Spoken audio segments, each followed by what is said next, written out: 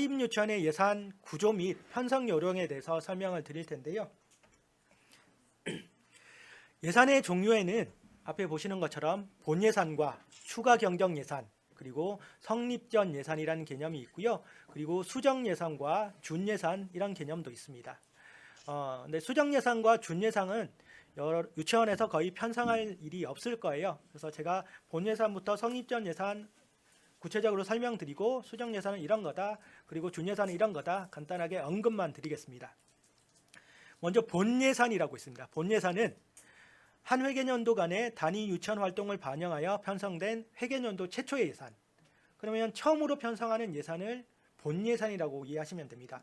3월 1일부터 회계연도가 시작을 하는데 2월 말까지 편성된 예산을 본 예산이라고 한다는 거죠. 가장 한 회계연도의 근본이 되는 예산이고요. 영어로는 메인 버짓이라고 합니다. 핵심이 되는 예산이죠. 그걸 본 예산이라고 하고요. 이 본 예산을 편성한 다음에 3월 1일부터 본 예산을 가지고 회계 집행을 하실 거예요. 그런데 예산 편성 시기와 그리고 예산 집행 시기에는 상당한 시간이 존재를 하기 때문에 유치원에서 예기치 못한 돌발 상황이 발생할 수가 있습니다. 갑자기 금액이 몇 천만 원이 더 집행할 필요가 있고, 그리고 각자 편성된 예산 목들 중에서 변경을 갈 필요가 있습니다. 이럴 때 편성하는 걸 추가 경정 예산이라고 하는데요.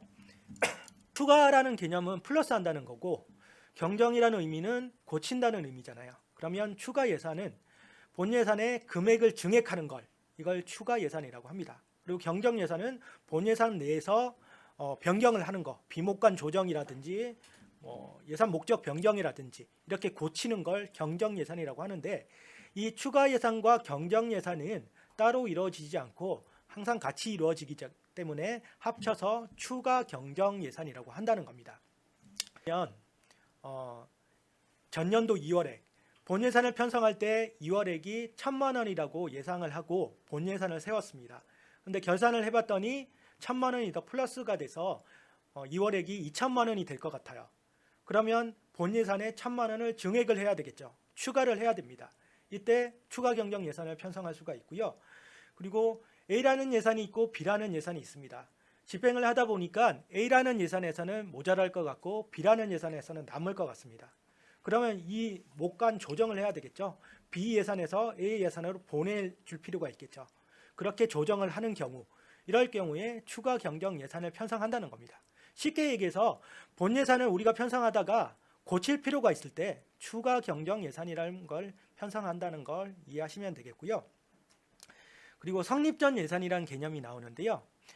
원칙적으로 본 예산에 대한 변경은 추가 경정 예산을 통해서만 편성할 수가 있습니다. 아까도 설명드렸다시피 예산이 확정이 되면 그걸 성립되었다고 표현을 하는데요. 예산에 대해서는 추가 경정 예산을 통해서만 변경을 할 수가 있는데, 뭐든 예외는 있죠. 그 예외가 성립전 예산이라는 겁니다. 성립전 예산은 사용 용도가 지정되고 소요 경비 전액이 보조 또는 기탁된 경비, 이걸 목적 사업비라고 합니다. 예를 들어서 유치원에 교구를 구입하라고 500만 원이 내려왔습니다. 우리 본 예산은 예상 못했던 거예요. 근데 갑자기 교육청에서 교구 구입비로 500만 원이 내려왔습니다. 근데 이거를 추가 경정 예산에 편성을 해야 되는데, 추가 경정 예산을 편성하기에는 시간이 너무 오래 걸려요. 근데 당장 집행을 해야 될 것 같습니다. 이럴 때 성립전 예산이라는 걸 편성해서 먼저 집행을 할 수가 있고요. 다음 추가 경정 예산에 우리가 성립전 예산으로 500만 원을 편성해서 집행을 했다, 보고를 하시면 된다는 거예요. 그리고 또 한 가지는 운영위원회의 자문을 거친 수익자 부담 경비. 현장학습을 가려고 원장이 예상을 하겠습니다. 본 예산의 현장학습비에 대해서 편성을 안 해놨어요. 근데 현장학습을 가기 위해서 돈이 필요합니다. 근데 현장학습을 가기 위해서 예산을 편성해야 되는데, 마찬가지로 추가 경정 예산을 편성하기 위해서는 시간이 부족해요. 당장 한 10일 후에 가야 된다고 그랬을 경우에 이 현장학습을 가기 위해서 현장학습비가 얼마가 들 것이냐에 대해서 운영위원회의 자문은 거친 상태입니다. 이랬을 경우에 이걸 성립전 예산을 통해서 먼저 편성해서 집행을 할 수가 있고요. 다음 추가 경정 예산에 우리가 현장학습을 가기 위해서 성립전 예산으로 얼마를 편성했고 집행을 얼마를 했습니다. 이렇게 추가 경정 예산에서 보고를 하시면 된다는 걸, 이걸 성립 전 예산이라고 한다는 겁니다. 그래서 보통 저희 공립학교 같은 경우에는 추가 경정 예산을 그렇게 많이 편성하지 않습니다. 기본적으로 한 3회에서 4회 정도 편성을 하는데요. 그러면 분기별로 한 번 정도 편성한다고 보시면 되겠죠. 근데 갑자기 교육청으로부터 예산이 내려온다거나, 그리고 공립학교도 수익자 부담 경비가 굉장히 많습니다. 방과 후 학교라든지 그리고 현장학습비라든지 이런 경우 저희도 성립 전 예산을 편성을 하거든요. 그래서 유치원도 마찬가지로 목적 사업비와 그리고 부터 보조금이 내려온 경우도 있을 겁니다. 그런 보조금 그리고 을 거친 수익자 부담 경비에 대해서는 성립 전 예산으로 편성할 수 있다, 이렇게 이해하시면 되겠습니다. 본예산 편성 절차에 대해서 설명을 드릴 텐데요. 이게 가장 중요합니다. 본예산 편성만 잘해 놓으시면 성립 전 예산 편성하는 거 별로 일도 아니고요. 추가 경정 예산 편성하는 거 본예산 편성 절차와 동일하게 하시면 되기 때문에 본예산 편성 절차만 잘 알아놓으시면 되겠습니다. 지금 이론 강의이기 때문에 제가 이론적으로 어떻게 편성된다는 거 설명을 드리고요. 이따가 실습 시간에 제가 구체적으로 에듀파인에서는 어떻게 편성을 하는지에 대해서 설명드리도록 하겠습니다. 첫 번째, 예산 편성 사전 준비인데요. 11월부터 12월 사이에 이루어집니다. 이거는 거창하게 사전 준비라고 되어 있는데 생각해 놓고 계신 거예요. 올해 우리 유치원의 원어수가 몇 명인데 내년에 우리 유치원의 원어수가 대충 이 정도일 것 같다, 이렇게 예상을 하시고, 그러면 수익금이 얼마가 들어오겠네, 그리고 2019학년도에 지출을 해봤더니 공공요금이라든지 인건비라든지 얼마 정도 들어가는 것 같더라, 이렇게 예상하고 계신 거예요. 그래서 내년도에는 얼마 정도 편성하면 되겠다, 이렇게 준비를 하고 계신 거고요. 12월 말에 교육청으로부터 예산 편성 지침이 시행이 됩니다. 그러면 1월 달에 예산안을 편성을 하는 거고요. 1월 말까지 운영위원회 자문을 거치고 난 다음에 회계연도 개시 10일 전까지, 2월 18일 이전까지 예산 확정을 하시면 되는 겁니다. 예산을 확정을 하고 난 다음에는 회계연도 개시 5일 전까지, 2월 23일 전까지 관할청에 보고 및 예산서 공개를 하시면 됩니다. 여기에 대해서 구체적으로 설명을 드리겠습니다. 사전 준비, 아까 다 설명을 드렸는데요. 미리 준비를 하고 계신 거예요. 우리 유학비 정부 보조금, 그리고 학부모 부담금, 수익자 부담 경비, 그리고 2월액, 이런 것들이 얼마가 될 것인지 세입 규모를 추계를 하시는 거고요. 그리고 내년도에 필요한 필수 경비들을 얼마가 나갈지에 대해서 사전 검토를 하시는 단계, 이걸 예산 편성 사전 준비 단계라고 하고요. 11월에서 12월 사이에 이루어집니다. 그리고 12월 말에 예산 편성 기본 지침이 시행이 되는데요. 사립학교 회계 예산 및 결산 지침이라고 해서 서울시교육청 본청에서 매년 시행이 되는 게 있습니다. 이게 사립유치원뿐만 아니라 사립 초중고에까지 다 해당되는 부분이기 때문에 이 내용 참고하시면 되고요. 그런데 거기는 학교에 대한 부분 위주로 좀 나와 있기 때문에 유치원에 대한 부분을 따로 교정해 놓은 게 있습니다. 그게 사립유치원 재정업무 매뉴얼이라고 해서 서울시교육청에서 2017년에 발행한 게 있습니다. 이걸 참고를 하시면 되겠습니다. 여기에는 어떤 것들이 나와 있냐면요. 예산 편성의 기본 방향이라든지 그리고 편성 집행 기준, 그리고 가장 중요한 예산 과목 체계와 과목 해설에 대해서 나와 있습니다. 우리 세입 예산과 세출 예산을 편성해야 되는데 이걸 어느 목에 집어넣어야 되는지 모르겠다. 그러면 이걸 보시면 됩니다. 어떤 보조금 및 지원금이라면 뭐가 있을까요? 교육청으로부터 들어오는 돈, 그리고 구청으로부터 들어오는 돈, 그걸 보조금 및 지원금에 넣으면 되는 거고요. 그리고 수익자 부담 수입은 학부모로부터 돈을 받는 거잖아요. 그러면 세입에서 수익자 부담 수입에는 학부모들로부터 받는 돈, 입학금이라든지 수업료라든지 그런 것들을 넣으시면 된다는 겁니다. 그리고 그 밖의 수입이라고 있는데요. 유치원이 이제 행정 활동을 하셔서 사용료라든지 그런 것들을 받으시면 거기 넣으시면 되고요. 그리고 전년도 이월금이 발생한다면 그것도 그 밖의 수입으로 넣으시면 된다는 겁니다. 그런 구체적인 과목에 대한 해설이 여기 나와 있기 때문에 참고하시면 되고요. 예산 편성 기준 단가라든지 각종 서식들이 있습니다. 자, 예산 편성 기본 지침이 시행이 됐으면 그걸 참고로 해서 이제 실제적으로 예산 편성하는 단계입니다. 유치원마다 방식은 다를 텐데요. 어떤 유치원은 선생님들로부터 예산 요구서를 받는 유치원도 있을 거고요. 어떤 유치원은 원장님이 알아서 편성하는 유치원도 있을 겁니다. 이거는 정해져 있는 건 아니기 때문에 유치원 사정에 맞게 편성을 하시면 되고요. 예산 요구서를 취합한다고 가정을 했을 때 선생님들로부터 내년에 우리가 얼마가 필요하다는 걸 수합을 합니다. 그러면 그걸 가지고 이제 예산서를 작성을 하시는데요. 먼저 세입 예산을 먼저 편성을 하시고 난 다음에 세출 예산을 편성을 해야 되겠습니다. 세입 예산은 정부 보조금, 지원금, 그리고 수익자 부담 수입 이렇게 해서 다 추계를 해서 얼마가 될 것인지를 예상을 합니다. 만약에 다 추계를 했는데 10억이라고 했습니다. 그러면 세입 예산이 10억이기 때문에 세출 예산도 10억 내에서 편성을 해야 되겠죠. 근데 요구서를 다 수합했더니 10억이 넘어갑니다. 11억이 됐어요. 그 경우에 예산 조정을 해야 되겠죠. 1억에 대해서 감액을 해야 됩니다.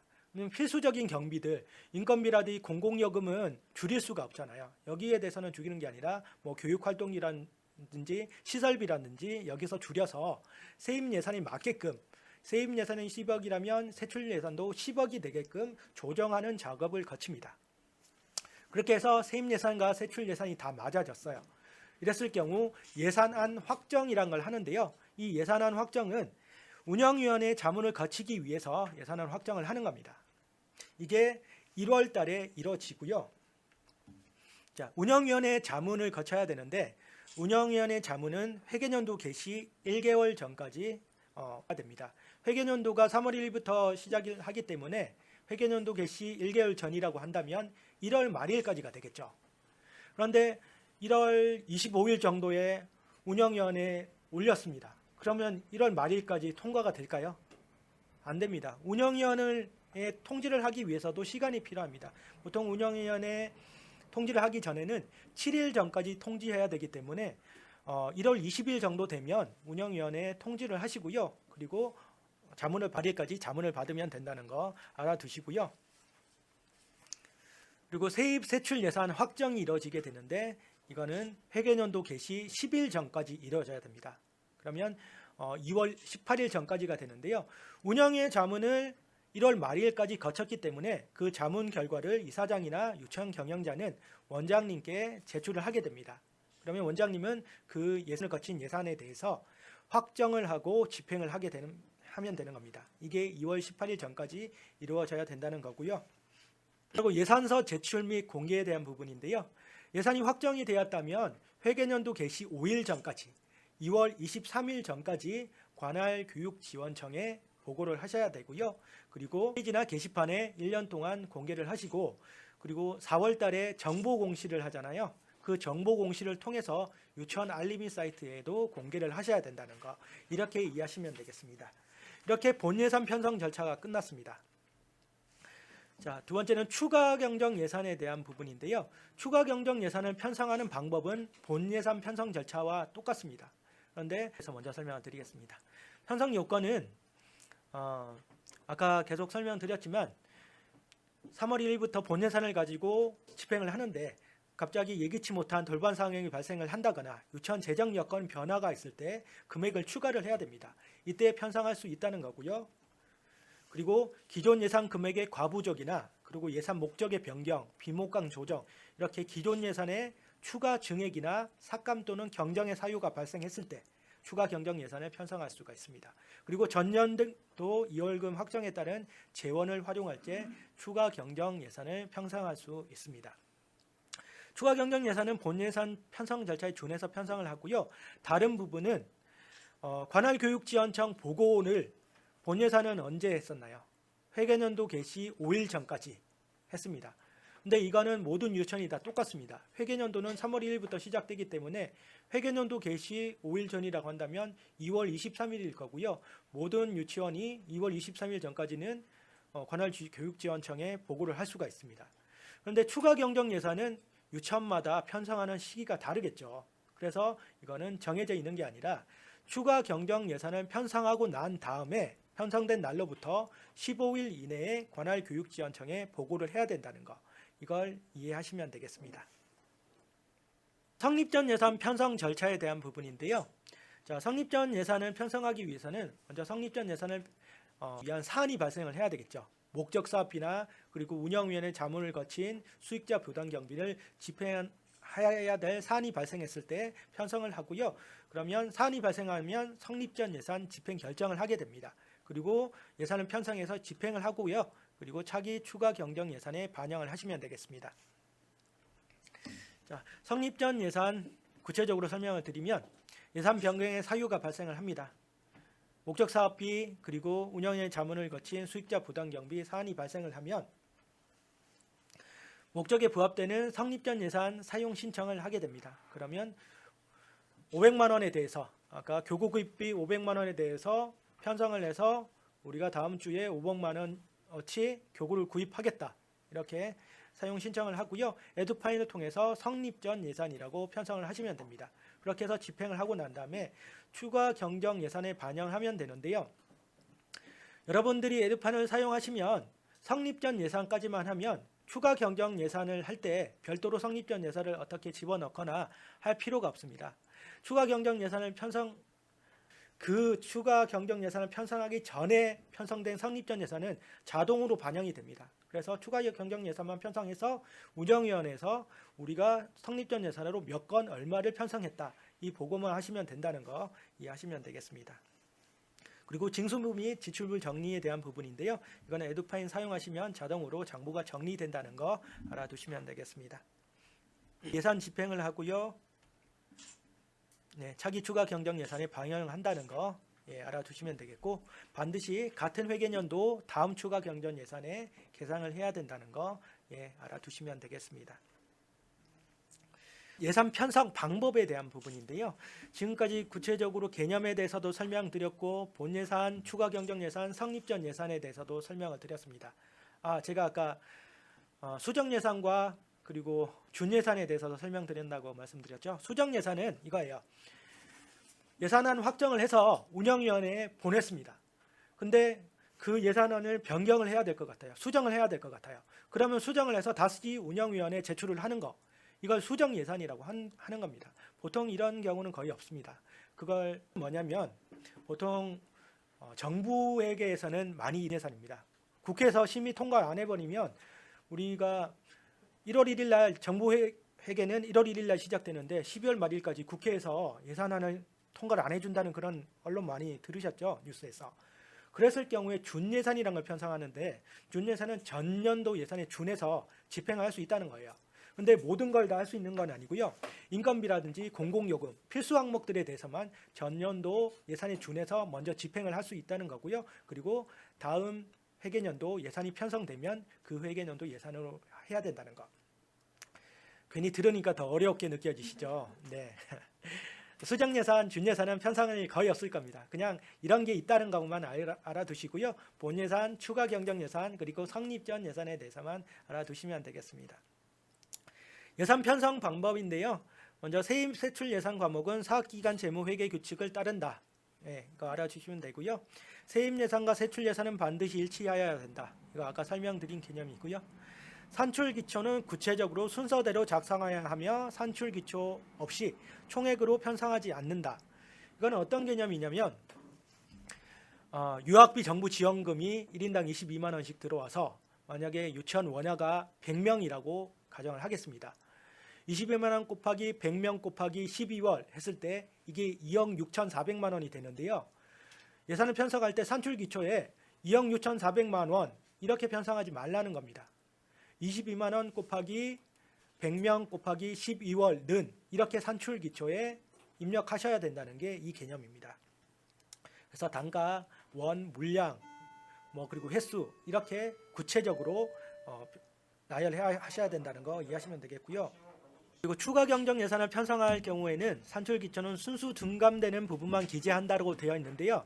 이게 어떤 개념이냐면 자, 우리가 어떤 예산으로 500만 원을 편성을 했습니다. 만약에 사무용품비를 500만 원을 편성을 했는데 이거를 감액을 해야 될 것 같아요. 그러면 어떻게 할까요? 300만 원으로 감액을 해야 됩니다. 마이너스 200만 원 이렇게 하실 수도 있겠죠. 사실 이렇게 해도 무방합니다. 그런데 원칙은 어떻게 하냐면 경정예산 마이너스 기정예산으로 해야 된다는 겁니다. 그러면 300만 원 마이너스 500만 원 이렇게 해서 그러면 마이너스 200만 원이 되는 거죠. 그렇게 해야 되는 게 원칙이고요. 그런데 예산 편성하실 때 그냥 마이너스 200만 원 하셔도 큰 무리는 없습니다. 원칙은 이렇다는 거 알고 계시고요.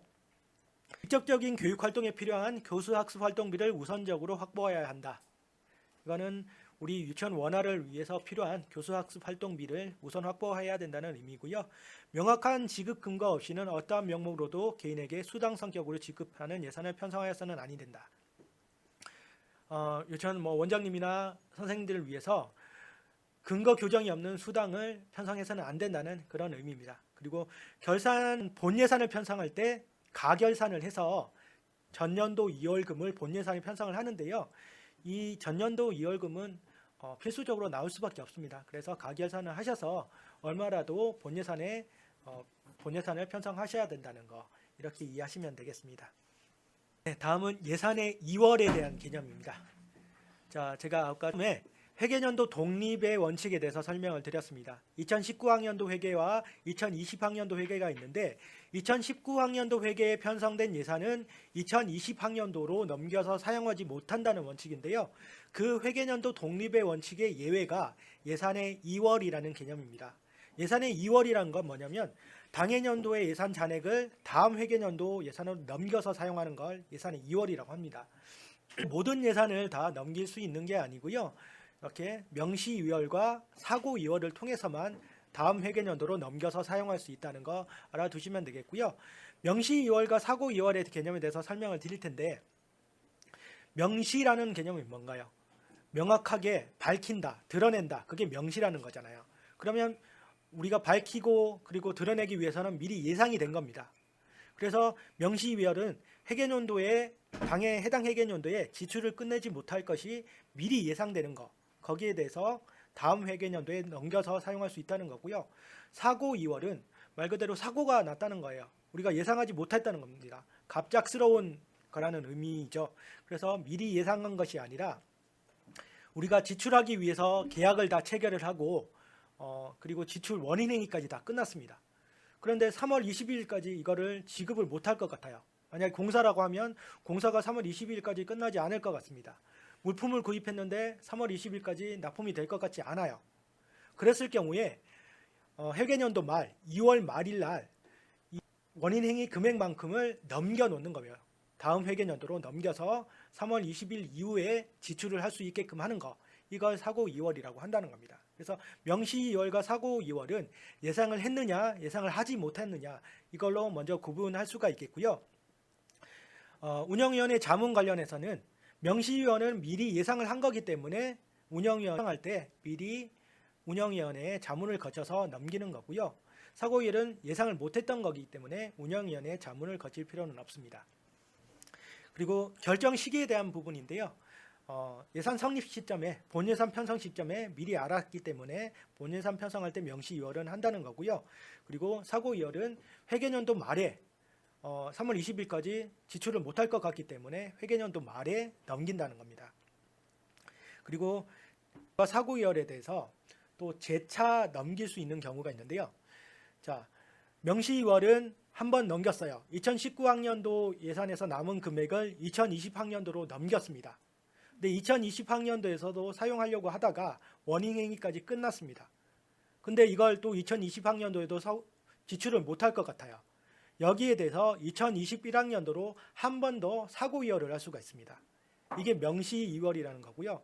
사고이월은 미리 원인행위까지 했지만 어떤 사고로 인해서 사용을 못하고 다음 회계년도로 넘긴 거잖아요.